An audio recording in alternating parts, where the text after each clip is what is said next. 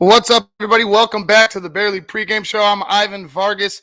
Before we get started, go ahead and make sure you like, share, and subscribe to Sports Zone Chicago on Facebook, YouTube, Twitter, and Instagram. Also, download the Sports Zone Chicago app wherever you get your apps from. Another night, another primetime slot for the Chicago Bears. Not looking for a particularly impressive showing today. You got a lot of guys missing from the COVID, missing because of the COVID pandemic going on. They're on the COVID list.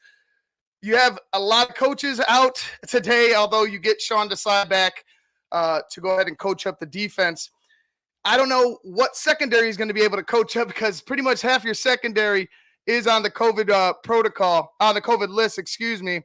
So you're going to have a lot of holes out there, a lot of guys that are going to be outmatched because the receiving core, even though I believe Adam Thielen is a game-time decision or is questionable, you have a guy named Justin Jefferson on the other side of you, ready to kick your ass. I mean, I quite honestly, Justin Jefferson as a receiver is very, very physical. Very, very physical and wants to be great. You could tell he wants to be great. He wants to leave his mark in the NFL. And, looking at how the Bears match up right here, right now, today, Jalen Johnson gone, Sean Gibson gone. You're going to have Tez Tabor, D Virgin. You're going to have a bunch of guys out there that you scarcely heard of, or, you heard of and don't really have any type of love for because they've either gotten beat or you just know they're just, quite honestly, not as talented as the offense that they're going to be facing today. But, looking at this game, another primetime spot for Chicago, another chance for Justin Fields to shine. I'm a little nervous in this one. Bill Lazor's out. He's in COVID protocol. So is Chris Tabor. I'd mentioned before you get Sean Desai back. What's up, Alex? I'm doing good. I'm back out of the hospital. Doing well. But you get you're another opportunity for Justin Fields to shine. Matt Nagy's going to be the guy calling the plays, point blank, period. Even though even Alex Brown on the Football After Show, there's a lot of guys out there in the NFL that believe, and even out of the NFL, just around the circles, they know he's been calling the plays. They know he's trying to go down with the ship. And, if it were anybody else, if it wasn't my team, I'd kind of look at it in a different light. But it is my team, and I don't like how it's going. So, it's going to be kind of a Justin Fields, in my opinion. I feel like this is going to be a Justin Fields air it out type of a game. That's what Justin Fields has as far as his arm talent goes. The thing is that we saw something similar. I feel like we saw a glimpse of what could happen in today's game when we face off at Cleveland. In Cleveland, a lot of Justin getting hit. You're going to have one of those guys that is on the COVID list is Larry Borum. So you're going to have a right tackle in Jermaine Ifedi. Jermaine Ifedi was activated from the IR. I don't know if he's going to be the right tackle. I don't know if they're going to just use him as depth or if he's going to be the right tackle. But it's going to be a makeshift kind of a line. There's going to be a lot of players out. You're not going to have Allen Robinson, I believe. You're going to have a Daz Newsome making his debut out there tonight. But you're not going to have all your weapons at your disposal. I want to see how Justin Fields handles this type of pressure again. He's done an admirable job. Don't get me wrong. He's done an admirable job with the handicap that he's been given. And a handicap, I mean, Alex, thank you, Alex. Justin Ifedi will start at right tackle tonight. What's up, Ben? Kendall Vildor, Thomas Graham are the two starting corners. So there you go. Thank you, Alex. You're going to have for as far as Justin Fields is concerned, you're going to have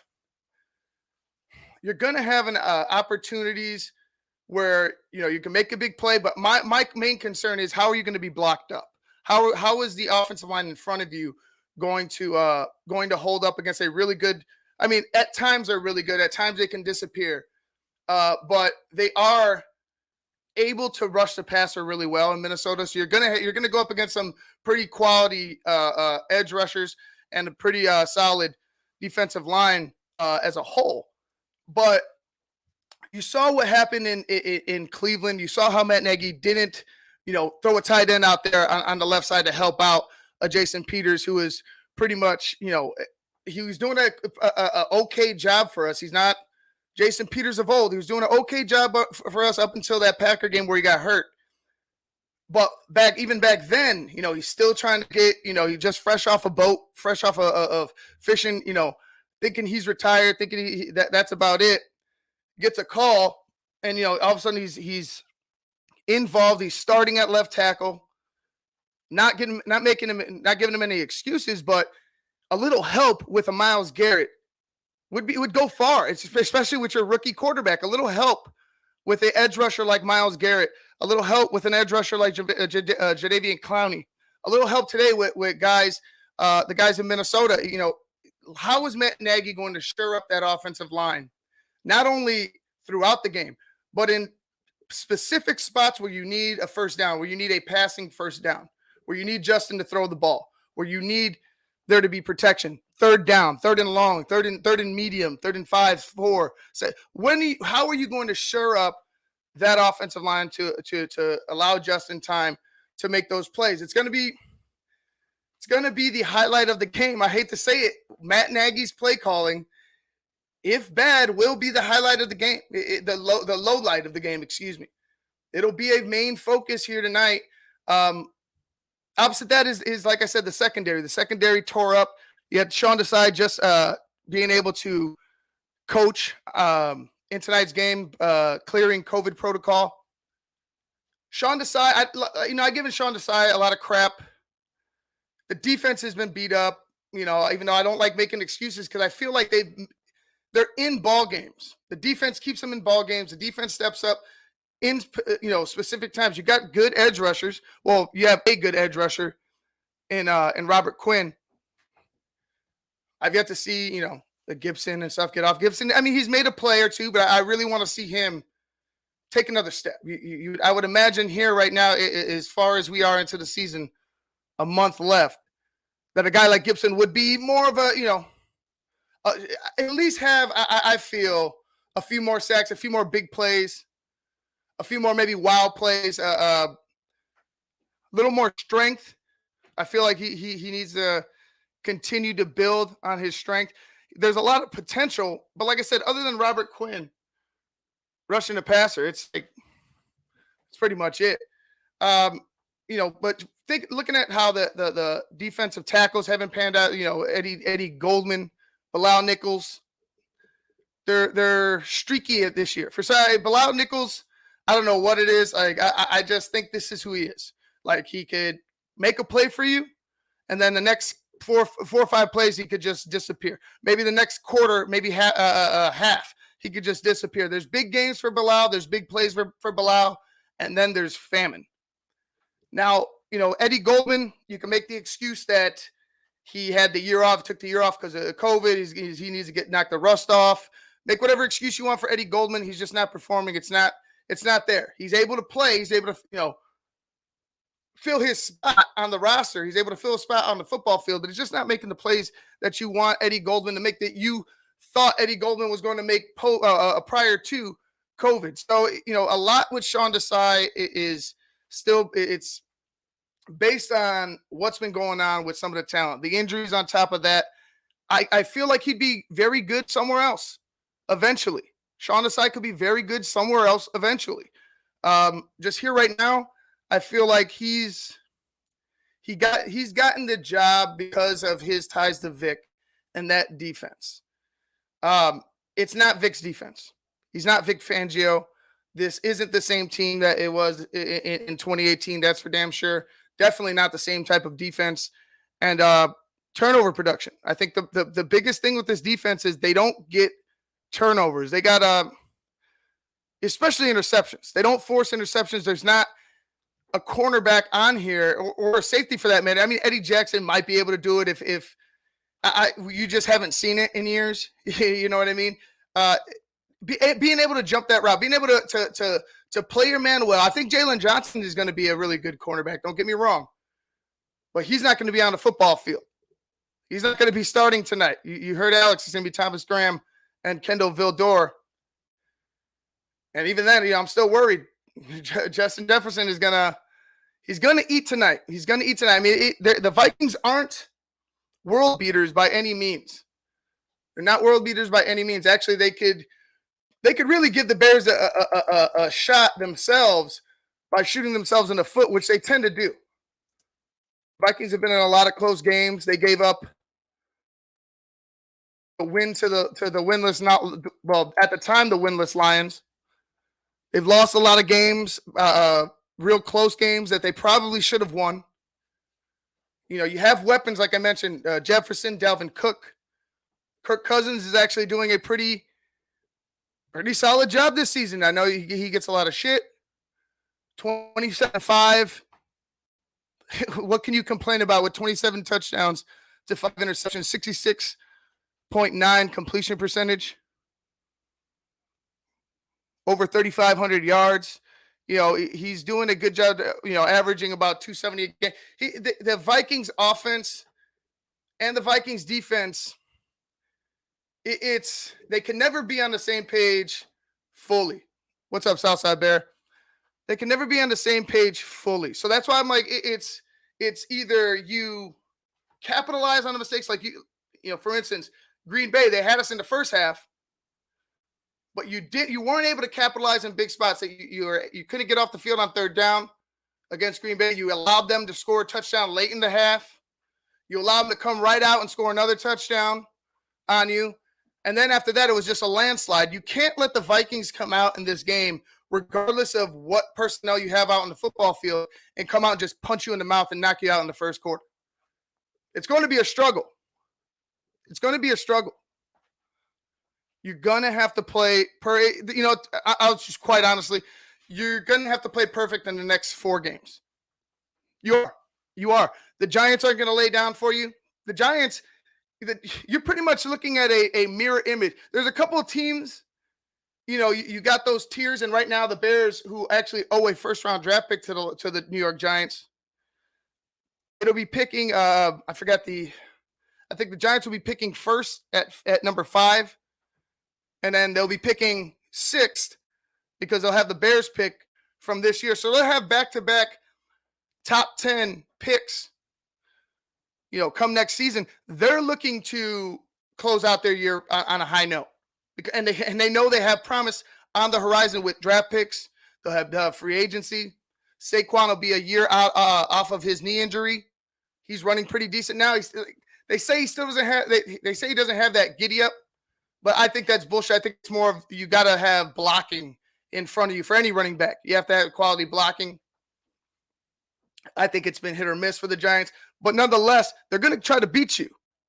They're going to try to do what you're trying to do right now, what you're not telling your fans you're trying to do. You're trying to save face and say we're still trying to make the playoffs. They're still not mathematically eliminated, which is just trying to save face and trying to continue to keep the lie alive, if you will. I don't think this team is making the playoffs whatsoever. They're trying to win. They're trying to win any type of game. They're trying to hold their hat on anything. This game right here against Minnesota, huge. Because if you take one from Minnesota, now you could go ahead and say, hey, if we could take one from the Giants, we could beat the Giants, lose to the Seahawks, and maybe, just maybe, because of familiarity with the amongst the division, you can go ahead and beat the Vikings, you know, in the last week of the season and save face I mean, you'll still have to fire Matt Nagy, don't be wrong. But you save face as a team, you save face as a franchise. Hey, we fought that last month.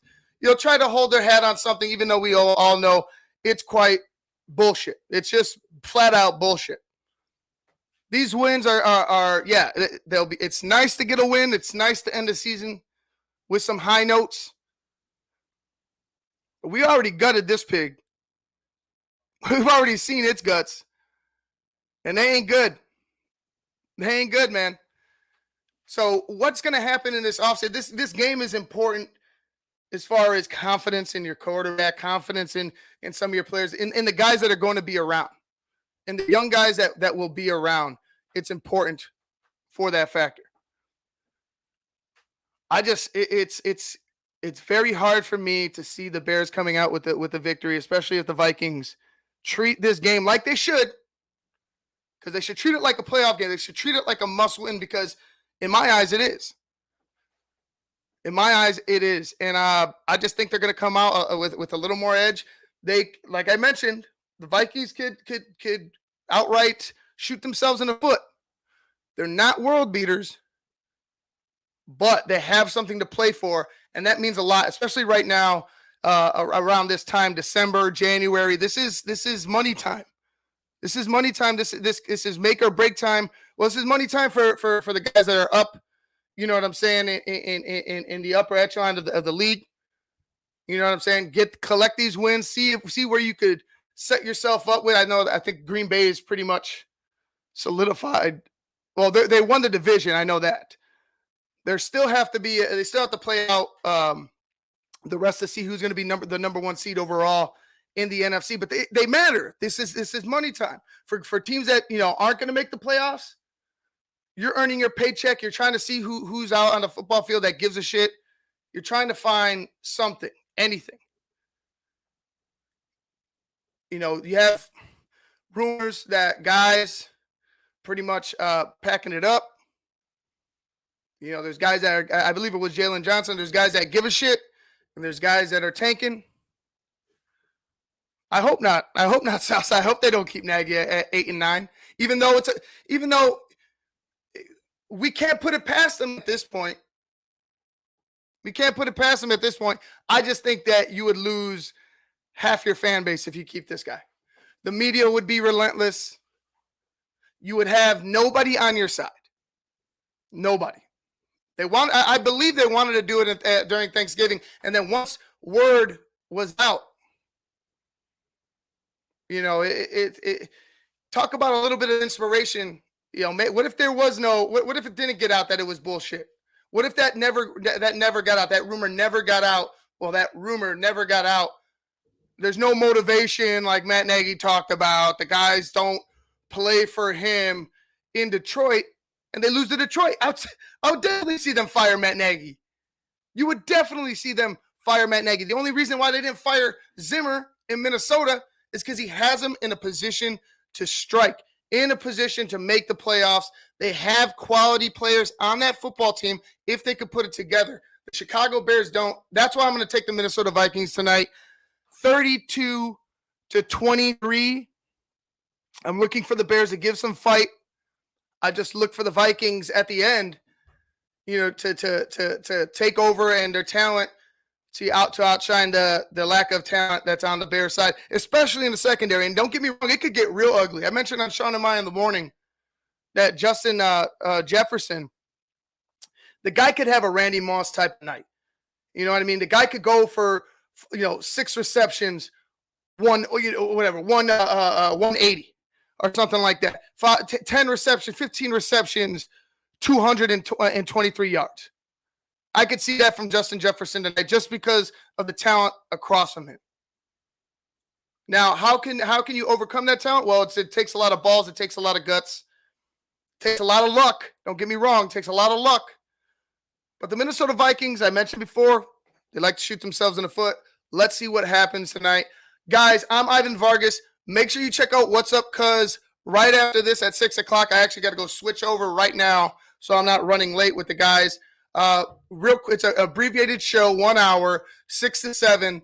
We're going to be talking about a couple of stuff that's going around the league. Definitely the Bears, talking about the Bulls a little bit, sharing a couple clips from past episodes. It's an abbreviated holiday show. So make sure you stick around Sports Zone Chicago and check out What's Up, Cuz right after this. And then right after What's Up, Cuz, I'll be going live during the Bears game for Barely Live, breaking down the game, giving you my play-by-play and analysis on what's going on the football field. Until then, guys, hey, Southside Bear, thanks for tuning in, bro. Until then, and I mean 8 minutes, I'm Ivan Vargas. You've been watching the Barely pregame show on Sports Zone Chicago.